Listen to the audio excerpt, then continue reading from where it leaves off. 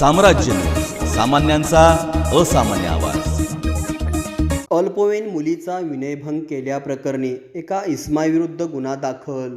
हॉस्पिटलमध्ये पेशंट म्हणून येऊन काउंटरच्या बाजूला बसलेल्या एका युवकाने अल्पवयीन बालिकेला स्वतःजवळचा मोबाईलमधील अश्लील व्हिडिओ पाहण्याची जबरदस्ती केली। आरडाओरडा झाल्याने तो पळाला, मात्र वाहतूक पोलिसाच्या मदतीने त्याला पकडण्यात आले।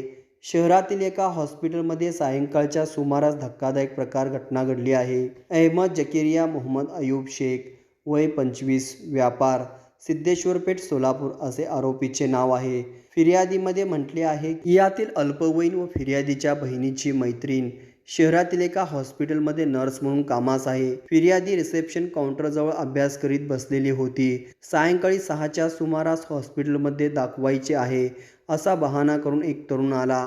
त्याने पीडितेला विचारणा करता डॉक्टर सायंकाळी 7 वाजता येतात म्हणून सांगितले। पीडितेने त्याला सांगूनही तेथेच थांबला आणि आपल्या मोबाईलमधील व्हिडिओ पाहण्यास त्याने जबरदस्ती केली।